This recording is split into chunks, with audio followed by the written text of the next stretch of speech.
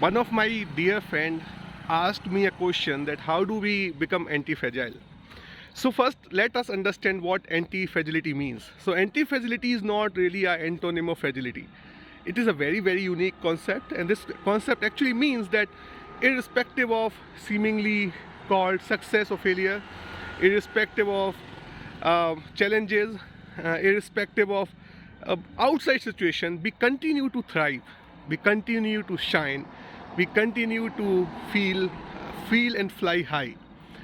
So that is what anti-fragility means, and it basically give us a kind of, it basically is an experience where we are always moving toward the destination. We are always feeling elation, we are always in the celebratory mood. So that is what anti-fragility means. So my friend question was, how do we get anti-fragile? And in that August company of my friend Negi and Banerjee and Negi, this question of Negi has brought an insight, an epiphany in my mind. So I'm very grateful to them. So this particular insight occurred to me, and the insight was derived from a game called Game of 20 Questions. In this particular game, one participant think of a number between 0 to 200, and the other participant need to ask up to 20 questions, maximum 20 questions can be asked, in such a way that the person who has thought of a number can only answer in affirmative or in negative. So let's say I have thought a number in my mind and you are asking me a question. So in a logical way you will ask me, is this number between 0 to 100? If I say yes, then you will understand that okay, so number 101 to 200 is not applicable. So you will further narrow it down, and you will ask me, is this number between 0 to 50? I will say no. Then this answer will lead you to further narrow it down the focus, and you will know that the answer is between 50 to 100. So with this particular way of inquiring and receiving feedback from me, you will finally get to the number which was in my mind. And I think in 7 to 8 steps, any logical mind can find out what is in the initial number I have thought. So this particular game have a huge lessons for us to live the way which is very intelligent. So to live intelligently, what I learned that day, it occurred to me that our mind need to ask questions in such a way which is not really open-ended. The mind should not ask, what should I do? Where should I go? What is the purpose of life? Why is it happening to me?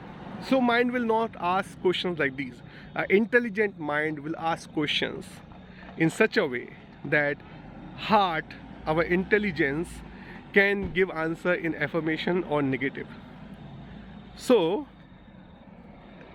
the insight was that a lot of people tell us to hear to our inner voice. So our inner voice, the real inner voice, does not give us answer in a very explanatory way. The heart only tells us yes and no. And when heart tells us yes or no, then it's a very clear sound. Whatever, chain of logic we apply, whatever consequence-based thinking we do, is not the answer of heart. It's the answer of mind. And mind is playing games with the mind and further taking us into a vicious loop and pulling us down. So heart gives us answer in yes or no, and when it gives us answer in yes or no, we are free of confusion. Whether the answer is yes or no, it does not change our mood, because like in this game of 20, every answer is narrowing our focus, every answer is taking us to our destination, whether it's a yes or no. So it does not make us confused. It actually make us, it actually gives us a feeling of celebration. So the trick of living life, the trick to become anti-fragile, is to have an intelligent mind, a curious mind, a logical mind, which can frame question in a very logical way based on the previous question it has already asked. And the heart, we should hear to only our heart, because if you hear yes or no of any other person than your inner voice, then there are infinite number of people on this earth. the infinite way of looking at things. So if we hear anything but our heart, it will lead us to more and more confusion, frustration, and it will make us fragile. So we really have to keep our attention intact. Do not allow Netflix, Amazon, WhatsApp, Facebook, all the distraction of the world to take away your attention. Nurture your inner voice, feed it, and then whenever it gives answer yes or no, and you feel less confusion, go for it. Because irrespective of whatever stories mind tells you, that's the way. Mind gets sometimes lazy. Mind will avoid efforts. Mind sometimes get egoist. Mind will simplify a lot of complexity. That's called ego. Mind will create complexity out of simplicity. That is called laziness. So the way to become anti-fragile is to listen to your clear voice, but not lengthy voice of heart telling yes or no, and train our mind, train our logical mind in such a way that we can frame question intelligently.